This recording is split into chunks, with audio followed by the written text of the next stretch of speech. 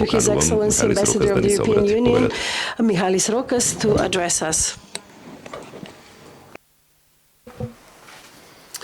Esteemed President of the Constitutional Court, Honorable Prime Minister, dear Kilian, dear guests, it's a great pleasure to be here with you today. And so it happens that it is a second day in a row that I participate with the Prime Minister in an event. Yesterday it was about inaugurating a vocational training center in Tetovo. Центарот за стручно образование во Тетово и се фокусиравме на младите. Денеска станува збор за Уставниот суд и владењето на правото, што практично покажува дека има навистина голема синергија меѓу двете работи. Од една страна, помеѓу делувањето на европската делегација тука и трошењето на европските пари заедно со владата, која што практично исто така на каков начин ги троши средствата и активностите кои што произлегуваат од тоа. Така што исклучително е важно маквите основни реформи додат рака под рака, односно сите институции да работат заедно. И ви благодарам за можноста што ми беше дадена да кажам неколку збора за темата која што ја имаме денеска, а тоа е воведувањето на уставната тужба. Прво, сакам да кажам нешто, дека Уставниот суд не е само уште една институција во демократскиот систем, туку таа е вистински чувар на уставот и арбитер на законитоста во државата, а пред се заштитник на основните права и слободи на сите граѓани.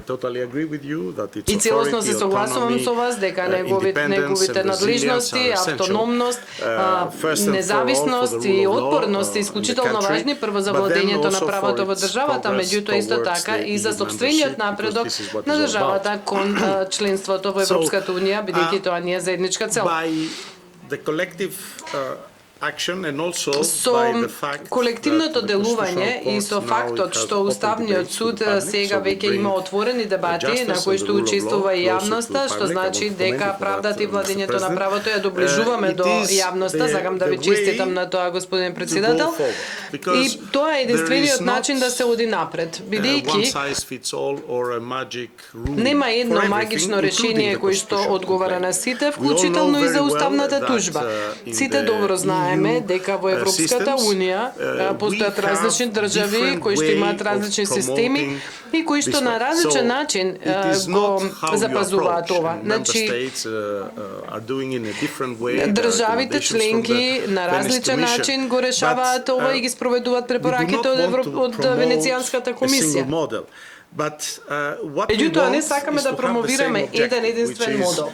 Туку сакаме да имаме заедничка цел, односно лицата, граѓаните да имаат пристап до уставната правда кога сметаат дека нивните основни права се загрозени.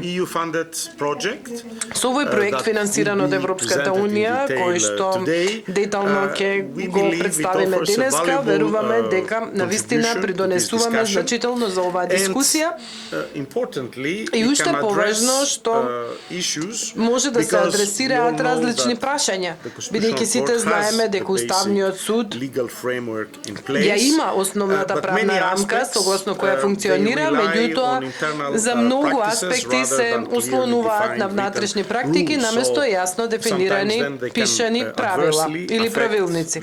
И тоа може на некој начин негативно да влијае врз негативната сигурност, ефикасноста и конзистентноста и една од целите на овој проект е да го адресира тоа. Исто така не сакам да должам многу, ниту сум правник, ниту пак машински инженер или економист. Еднаш го слушнав Стиглиц како вели дека доколку откриете две економии кои што или двајца економисти кои што се согласуваат треба веднаш да бегате, меѓутоа сега откако го реков тоа, прилично сум сигурен дека нашата синергија и она што го кажав на почетокот на мојот вовед, дека заедничкото делување е апсолутно потребно.